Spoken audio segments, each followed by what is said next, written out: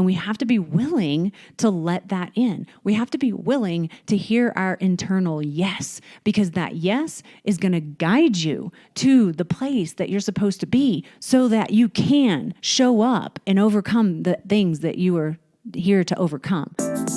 You are listening to the Ultimate Biohack for Women, a movement of women who know what they want and go get it. You know the answers lie within. Reach in and grab hold. This is a movement of women who tune in and turn themselves on.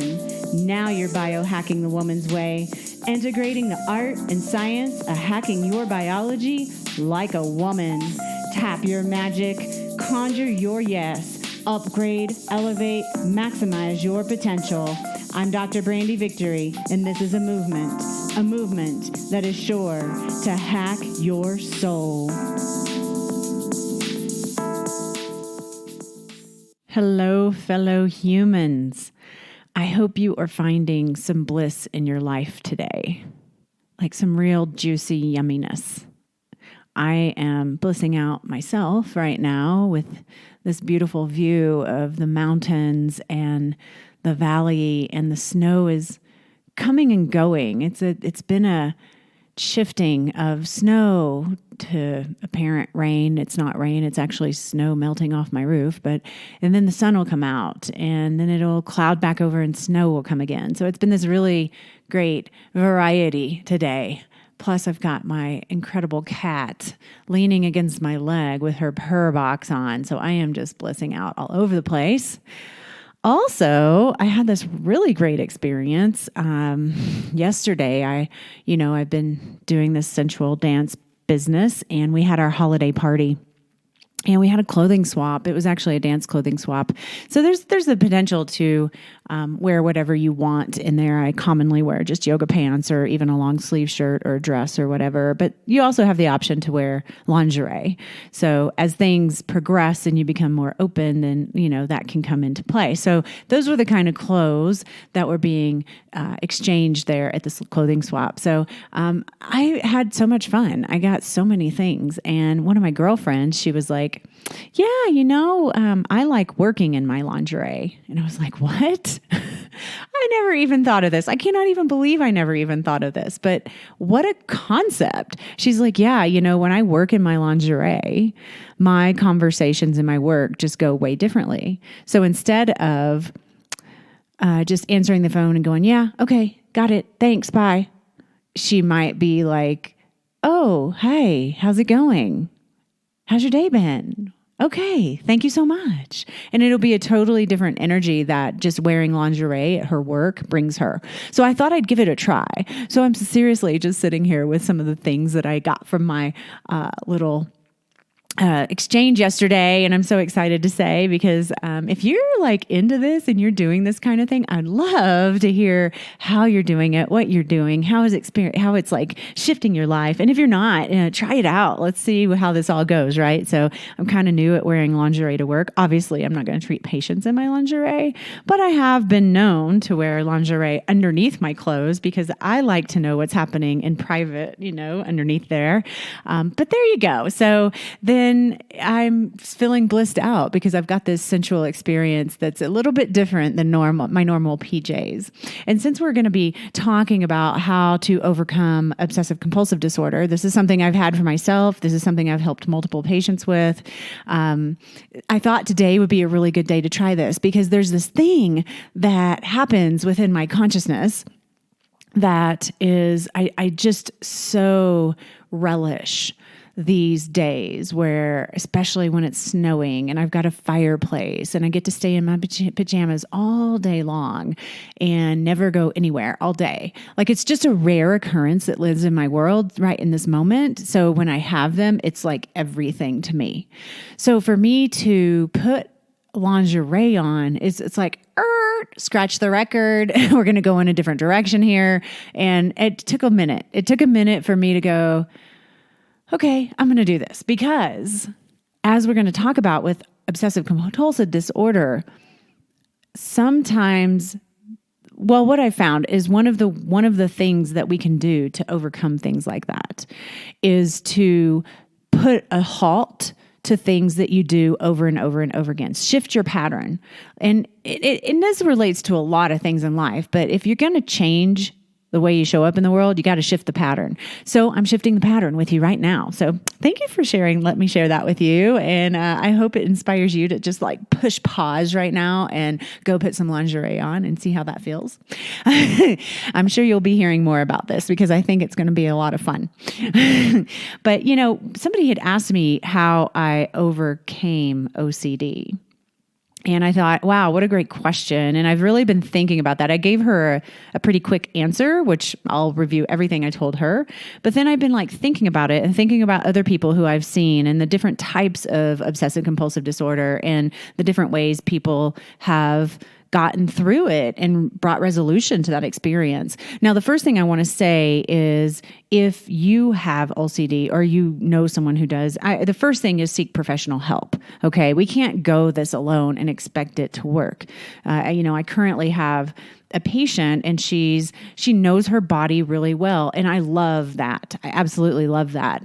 But it's kind of to the point where she excludes the opinions of others. Even though she asks for my help, she wants me to prescribe her things and help her. But it's really, she takes it upon herself to decide what she wants and needs, and that's perfectly fine. But in my practice, what we're doing is I don't want to just help somebody feel a little better. I want to help them reach a whole new level of well-being within their body, mind, and spirit. And so in order to do this, it's a process that we do together. So I don't give people a supplement recommendation and expect them just to stay on it for, months on end or years or whatever, because as you begin to take supplements, your body begins to change. And so we have to check in regularly and talk about those changes that you're finding so that we can modify the protocols to fit your needs. So we can shift them if you're having a reaction or shift them if you're improving. Because if you're improving, then we need to get you off that stuff and move on to another system and get your other systems working just as well. Okay. So this is the process. And I'm sharing that with you because it appears, and I could be completely wrong, but it appears that she is kind of going it alone. She's like, I got this. I muscle test my own self. I know what my body needs, which is, like I said, this is totally great. And I am telling you that if you want change, really significant change to happen in your life, and you want to overcome things that are holding you back, you have to have people help you. That is the way the world works. I believe that. We came in here. We pray for people because we want to help them change. We love to be of service because that is what we came here to do. And as a receiver, it's important to allow yourself to receive support from other people outside of yourself. So definitely seek professional help if you have any kind of mental imbalance or anxiety disorder at all. Obsessive compulsive disorder is an anxiety disorder. It can be very crippling. Personally, I've had multiple expressions of it, and I've seen people with all types, and we're going to go through the different behavior types, get well. So there is definitely a possibility to get well. The thing is, and it's really simple actually, but it's not easy, okay? Because you got to want it and you got to be willing to do that. You got to be willing to do what it takes, and it's not an easy process, okay? So, for me personally, it kept me locked in my house. So when I had obsessive compulsive disorder, a lot of it was around food, but it was also around a lot of other things. So I would lock myself in my house for 3 days on end. I would, not answer the phone, not answer the door, obsess over food, eat until I was literally sick. And I've seen this a lot with people. I have a particular patient, Renee, and she's bulimic, or she's been bulimic, but this has been her story as well as the overeating food until she's sick. So there's way more to it than obsessive compulsive disorder in that case, but she's getting resolution. So this is awesome.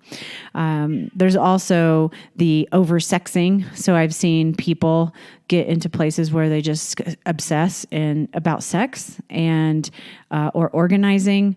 Or for me, one of the things I would do, I would measure everything. Everything had to be measured perfectly. If I was going to make a recipe or I was going to blend herbs, I mean, obviously it's important to know what's in your herbal blends. But I am like, what? It has to be perfect, And now, or I was like that. Now I can I throw things together in the pot and I don't measure anything and it feels really good. But I'm going to tell you how I got there. Okay. Yeah, there was another lady that I had that she just, and I've seen this in multiple women actually, they ruminate over very particular thoughts or experiences. So if they do something, they'll be like, oh my gosh, did it go right? Did I do it right? Am I bad? Did I do it wrong? Maybe I should have done it differently. And this like incessive ruminating over a particular thought. I can actually understand that very deeply because I would do that when I would do a presentation in front of a group of people. It would make me freak out afterwards. And I'd be like, oh my gosh, I should have said that. I didn't say this. We didn't get to this point. Oh my gosh, how was it received? And honestly, it's a huge... It's as I'm telling you this, I'm like, wow, I'm actually sitting here with a podcast mic in my mouth and talking to you.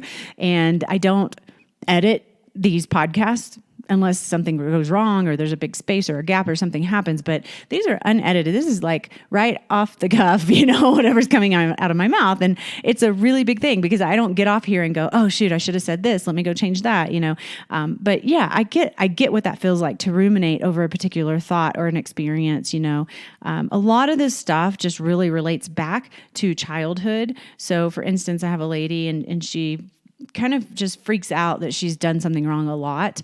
And I find that she was, we've been working on removing subconscious interference around being a child and never being able to be right, never being able to like, oh, this is so great. It's so pretty. It's so good. It was never that. It was always, come on, you can do better. That kind of story. So, yeah. So that makes a difference. I've got my cat. I don't know what her deal is. She's in the background in there like yowling at me. I think she's like, please pay attention to me or I'm going to be sick. I can't decide which one it is. Oh, goodness.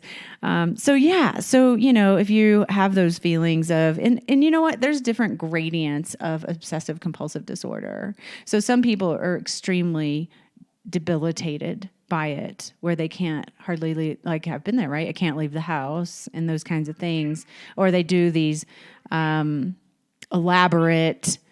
maladaptive behaviors that help to, or compulsions that like try to, that minimizes the anxiety. So maybe like tap your head, tap your belly, snap your fingers 3 times, whatever, all these kind of weird things. I never have experienced that on my own, but I have experienced helping someone through touching a hot stove. So, and that was a guy actually. So we'll just call him David. And David, he would just touch hot stoves and he couldn't help it. He would touch all kinds of stoves, but he would be anticipating it to be hot, right? When he would do that. And there's no reason for it. He was just obsessive about doing it. And it was a compulsive behavior. He couldn't stop. But the thing is, these are just patterns that are lodged in the nervous system. So when we begin to remove those patterns from the subconscious and from the energy field, then the experience can change. Okay. So, OCD causes people to have like relentless, horrific, irrational thoughts or obsessions or repetitive behaviors. One of the things that that patient David, actually, he would do is he would leave the house and he would like just leave maybe, I don't know, not very far down the street. And then he would turn around and go back and check that his doors were locked. And he couldn't not do it. Like every time he left the house, he had to do that.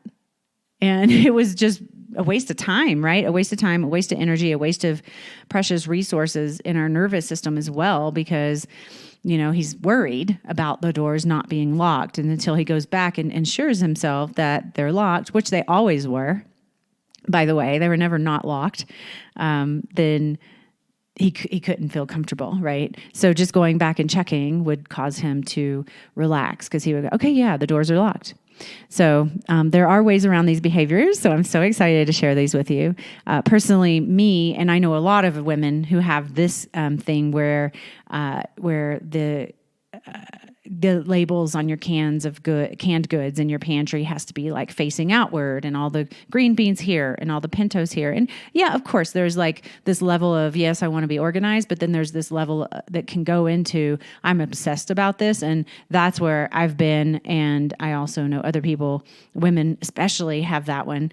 The labels have to be facing, or the lids on the shampoo bottles have to be closed and facing, right? it's really interesting. The whole idea is that the obsessive compulsive disorder is basically a way to create safety when someone's threatened or when they feel at risk, or it's a way to create control when one feels out of control. So for me, and I can't say most women, a lot of people have both. For me, it was mostly just a feeling of lack of control. Like, I have no control, so I'm going to control everything outside of myself in the utmost, and that way at least I feel like I have some control. I do this still in some ways when I'm recovering from being sick. If I get the flu or something and I'm down for a few days, I will absolutely just clean my house so I can clean out the sick, right? And is it obsessive? I wouldn't say it's obsessive. I don't sit around and think about, okay, I can't wait to clean my house. But it is somewhat like a ritual. And so there's a fine line between rituals that we put in place that become compulsive and rituals that we put in place that are supportive. Okay. So it's important to really recognize that there's definitely gradients of this stuff, right? And one thing you should know is that about 80% of the people who go with natural treatments get well. 80%. That's like really great results. So if you compare that to medical treatment, about 50% of the people get well. And those that get well have a higher risk of relapse. And of course, they have side effects from the drugs that are used. Okay.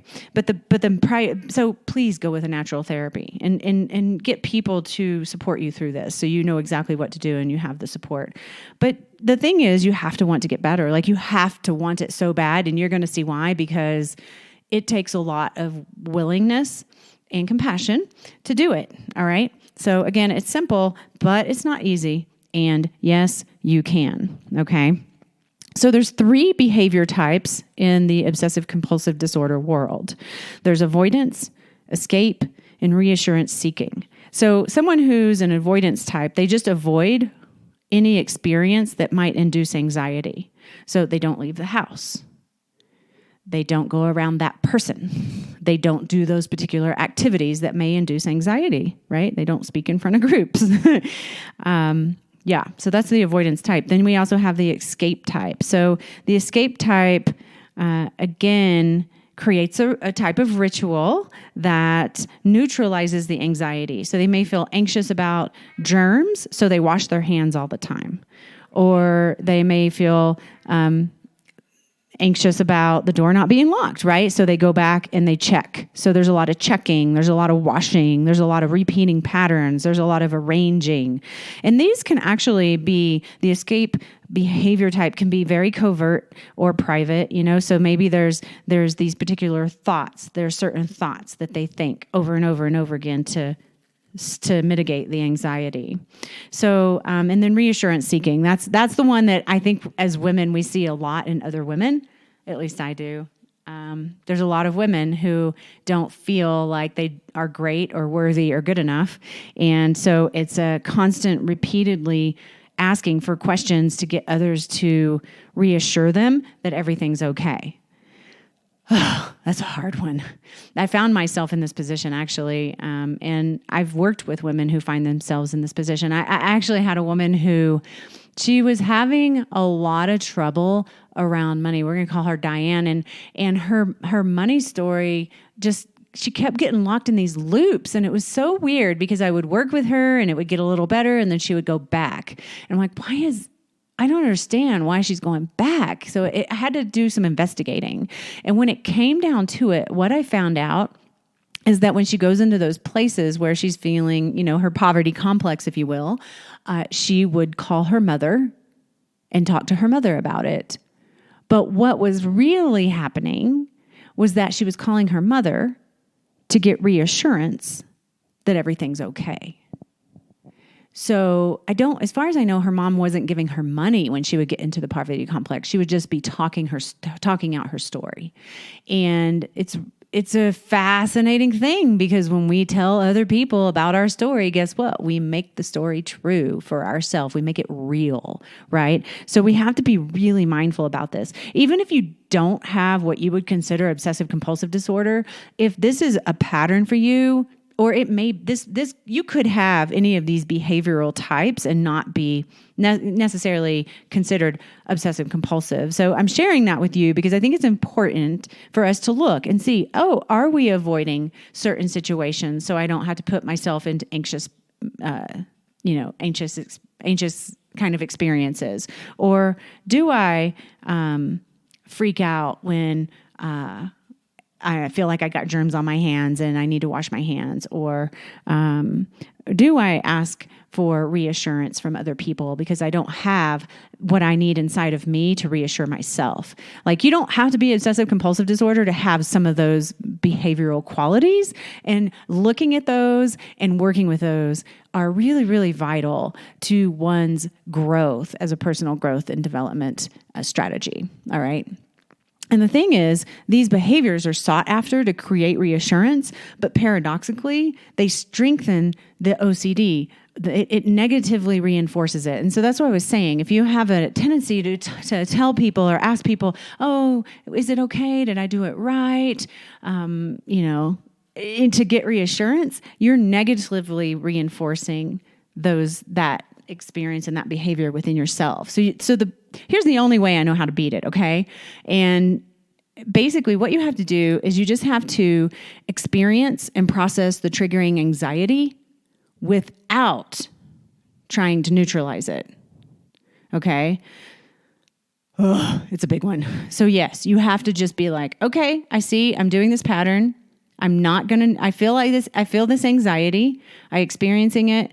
I'm not going to do anything to neutralize it with some weird compulsive or obsessive behavior or safety-seeking behavior, right? So basically what I've done and what I teach people to do is to either, if you feel like you need it, don't do it.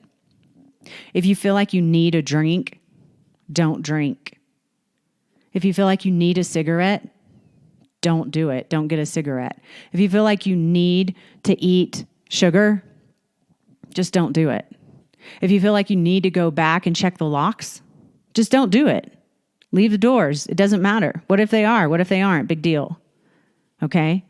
So that's one strategy. I told you it wasn't an easy one, right? The other strategy is do the opposite. And I learned this from my teacher. He's a shaman. His name's Art Running Bear. And he says, do the opposite. So if you want cake, eat an apple. If you want a soda, get a glass of water. If you want to take a nap, go do some exercise. Now that one's a tricky one because us as women in this day and age, we are a little bit undernourished with sleep and rest, and we're also quite undernourished with exercise. So you have to be mindful about that, right? If you feel like you want to call in sick, don't do it, right? Whatever you're obsessed about, don't do it, or do the opposite. Okay. So those are the big things. And I want to visit the get professional help because it's really difficult to, on your own, just stop doing the habits that you do. Like, it's just difficult. I know everybody here that is listening to this has probably tried to stop a habit, and it's probably failed more than once. So I know I've failed more than once. I know everybody's failed more than once on trying to stop a habit. So professional help can help you with this. There's therapy, there's acupuncture, there's coaching, there's getting a mentor, getting a teacher, someone who can help you in this way, a spiritual guide that can help you. One of the things that I do with my patients to help them overcome these things is the spiritual clearing work that I do. It removes the subconscious patterns and the traumas that cause them to continue replaying those old stories, replaying those old patterns, okay? I have patients all over the country. I visit with them virtually, and it's amazing because energy is everywhere all the time. And so when we can tap into someone's consciousness and look at the subconscious frequencies that are creating patterns or blockages, and we can shift that, then guess what? The physical experience changes. That's the way that works. So it's really amazing. I also believe that it's important to be able to get to a place of self-trust. Like, you have to be able to trust yourself to overcome it. You have to be able to trust yourself that if you don't do that habit, that obsessive compulsive behavior, that the world is going to be okay. You have to be able to trust yourself to not give up on yourself. All right. And so one of the ways that I teach my patients to do this is to really get clear on how to get their body yes and their body no, so that they can begin to trust what their intuition, essentially. So your intuition speaks through your body, and there's ways of connecting into that and listening to that and honoring it. But you've got to be willing to do that. Okay. You've got to be willing to consider that the information that you're getting is correct. So that might mean that you get a yes to do something wild and crazy. Now, this was really, really difficult, and this is why you need professional help. I certainly didn't get here on my own. I had lots and lots and lots of help, and I still call my help in. Don't worry. Right now, I've got lots of help because I'm in a treacherous place around keeping balance in my life. And I'm very happy to have that. And I absolutely know that the right people come into our lives at the right time so that we can accomplish what it is that we're here to accomplish, okay? And we have to be willing to let that in. We have to be willing to hear our internal yes, because that yes is going to guide you to the place that you're supposed to be so that you can show up and overcome the things that you are here to overcome. Like, I believe that we're all here as spiritual beings on this planet to expand and grow, so that when we move on, we can move into the next phase of whatever it is that we're supposed to be doing. But we're continually on this growth path. And if we're not showing up for that, we are not living a purposeful life. And then we feel shitty. So there's no reason for that, because you have the choice right now to make that decision for yourself. Make that decision because you want to be the best you can. Make that decision because you want to bring forth whatever experience that you're here to bring forth, whatever gift, whatever light, whatever expression of grace that you're here to bring forth, so that it can be of service to humanity and to our planet. This is what we do, all right? And we can do that from a place of love and wholeness and completeness and yesness, rather than from a place of, oh, I better do this so people can see how, from a place of martyrdom. And that's where I know I've been. I know a lot of the women, maybe every woman I've worked with, some in some way have given themselves away so that they can prove that they're worthy, so that they can prove that they're lovable, so that they can prove they're enough, so that they can get whatever it is, be supported in whatever way that they want to be supported, right? So when we begin to allow ourselves to be in this place of yesness and trust that our yesness is guiding us in the right direction, we also have to be willing to follow that guidance, okay? So that guidance for me had me leave my family and my husband in Texas and go to California. It was crazy. I never did that. I was in my 30s. I'm like, why am I leaving my family? It doesn't make any sense. But that's where my yesness was. And for me, and anyone who has any kind of mental imbalance, this is a very important point, okay? So when I was in the throes of bipolar manic depression, one of the symptoms of bipolar manic depression is going off the deep end. So you might go spend a lot of money. You might leave town. You might just go off the deep end somehow in a relationship, or you might be really mean and hateful, but it's just like, it comes on really quick. You don't really have time to think about it. It's just like, I'm here. It's just like the bipolar. You don't really think about it, and before you know it, you're in the depths of hell of depression, or you're in this manic state, and it's just this, it's an uncontrollable. When someone's in that place, it's completely uncontrollable. Now, I've gotten myself to where I'm not doing that now, which is really great. But one of the things that I had to do is I had to realize that Sometimes there's two things. Sometimes you're going to have a bad day. And it's okay to have a bad day. And that doesn't mean that you're going to spiral down into the depths of depression just because you're having a bad day or two. It doesn't mean that at all. Like there's absolutely no meaning, okay? Sometimes it rains, sometimes the sun shines, right? It's the way. We're emotional beings. We're women. We're chaotic. We are in the feminine, and the feminine is crazy sometimes, right? So we just have to know and trust that that's part of our experience. That, okay, I'm just crazy today, or I'm depressed today. I don't feel great today. I don't want to talk to anyone today. And the other piece is that I had to realize that sometimes, since the tendency for bipolar manic depression people is to go off the deep end, that I was afraid to make any major choices or decisions for myself because I was scared that I was going off the deep end, right? So I had to get to this place where I was like, you know what? My inner guidance is telling me to go to California. I have to go. I'm going to California. Now, someone from the outside looking in going, that's a bipolar. They might think that's a bipolar symptom. She's just leaving her family. Holy shit. But looking back on it, I could never have made it to where I am today if I hadn't made that choice. So, again, get professional help with this stuff because you have to know, you have to have someone holding your hand. You have to have someone who sees you, the bigger you than you can see for yourself, and help you understand whether or not your decisions are coming from a place of yesness or ego. If your decisions are coming from a place of avoidance or stepping into my greatness, right? It could be any of that stuff. And having someone help you through that is the most vital thing in the whole wide world. Again, get a teacher, a mentor, a coach. Be available. Listen. Follow your inner voice.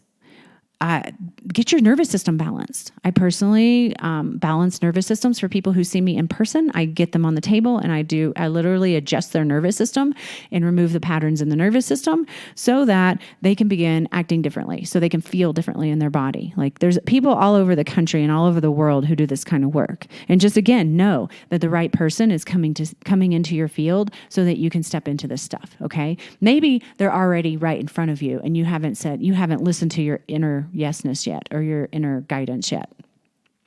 The other thing that is really, really, really, really, really, really, really important is rebalancing your brain and gut chemistry. Okay. So the brain and the gut, they are like two parts obviously they're two parts of your body, but they work in tandem, right? So a lot of your neurotransmitters are made in your gut and they work in your brain.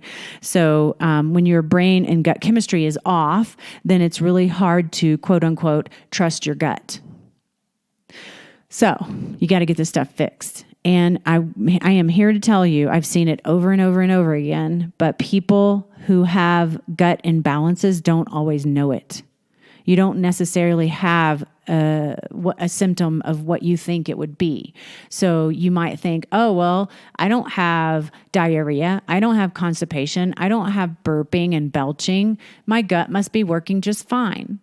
But the reality is it might not be. Your microbiome can be completely off and you may be asymptomatic, no symptoms.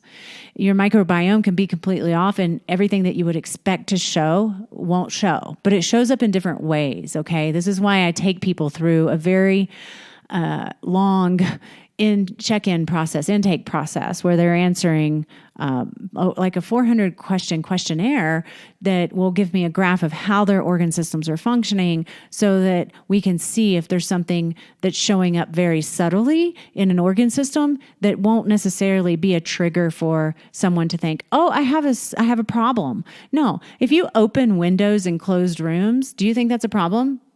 No, it might not be a problem. But if you're obsessive about it or you tend to do it a lot, that might be an indication of something greater than, oh, I just need a breath of air. You might have a cardiovascular issue. Like there's little things like that that are important to take a look at from a professional like have a professional look at for you so that you can know if there's some imbalance in your body that you can course correct now so that you don't have to go down the path of dysfunction. And usually, unfortunately, in our culture, this is what we're taught to do. We wait till we're sick to do anything about it. But the reality is sickness doesn't happen overnight. It's a progression. And if you can stop it now, if you can like turn around your symptomology now, even though you may not feel like you have any, right? There may be subtle little things going on in there. If you can start turning that around, you won't ever have a symptom. That's the great thing. As a matter of fact, you're going to feel freaking fantastic. This is how I live my life, right? This is what I do for every single patient that walks in my office because my goal is to help people improve their lives so they can live a purposeful life and feel the best they can till they die. All right. So that's what we're doing here. But yeah, you got to get your brain and your gut rebalanced. And that's a process that you have to do that's what I would recommend doing with a professional. The other thing, and this is probably the last thing here, the other thing that's really important is you got to stop the sugar. You have to stop the sugar, okay? Anxiety is a brain and gut issue, and sugar is a drug that affects the brain and gut. It's bad. It is a drug. It should be regulated, and it's not. It makes me wonder why the hell it's so prevalent in our society, okay? If you want to gain control of your life, you have to stop sugar. Done. Sugar. Done. The other things that go on with that is caffeine, stimulants, alcohol, and inflammatory foods like dairy, gluten, grains, soy. You got to corn. You got to do it. You got to just be done. Now, I'm not saying don't ever eat it again. Just maybe every once in a while. Sugar is one of those things I just stay far away from. It's bad. It's really, really bad for me. And I'll save that story for another day. But I am very clear that it is not for me. I don't eat it, and then I might try it occasionally, and then I have a very bad emotional response to it, so I'm just done. And if it has corn syrup in it, oh, even worse. Bad news, all right? But there's certain things that I can eat, like I can have a little bit of corn here or a little bit of gluten there, and it's not that big of a deal. But what I do see is it causes, if I let it be more than a little bit here and there, if I go, oh, I just had a little bit yesterday, I'll just have a little bit today, and a little bit turns into several days, a little bit in several days in a row, I will absolutely start to become maybe obsessive would be a good word, obsessive about food again. Like it does trigger that for me. So I know I'm not the only one, and I see my patients do exactly the same things. I can't tell you. I think on my last episode that we talked about how after Thanksgiving dinner, every single person I saw came in an emotional crisis, and they had no idea why. And every single one of them said they had a horrible diet because it was Thanksgiving. So just look at the way you're treating yourself. Look at the choices you're making, all right? Show up. Be the adult for yourself. Let your inner child say what it needs to say and give it love. Give it comfort without food, without drugs, without sugar, without alcohol. Like literally, if you were your own child, what would you say to yourself? Give yourself that kind of love. And then make a daily practice of maybe even writing it down. I know some people hate journaling, but I'm just telling you, just jot it down like a bullet point. Make a note of how you're safe and in control every single day. Because when you write it down, it does something to your neurology. It puts it into the universe in a very specific way that allows it to be more tangible for yourself. And so writing it down, okay, yeah, you know what? I am safe. I'm inside my house. There's no one breaking in. No one's holding a gun to my head. I am totally safe here. This is totally safe. I'm in control. I get to choose. Do I go outside? Do I stay inside? Do I go exercise? Do I take a nap? Do I eat clean food? Do I eat junky food? I get to choose. That means I'm in control. And so making those kinds of notes and recognitions within yourself and making that a daily practice will help mitigate the propensity towards obsessive compulsive behavior. So that is the long and short of it. I think I'm going to leave you with that today. I hope you climbed into some lingerie, actually. And you're having a beautiful, blissed out day. And I really look forward to our next conversation. So until then, know I love you, and you're beautiful, and you're amazing, and you've got so much to share, and you have every right to reach deep inside yourself and pull it out with fireworks. Mwah. Thank you for listening to the Ultimate Biohack for Women. If you'd like to dive deeper with our tribe, join us on Facebook or Instagram. And if you'd like to help grow our tribe, share this episode with your friends. Let's bring this light to our community so that other women can know their true power and we can create a tribe together worth being in. This podcast is for information purposes only.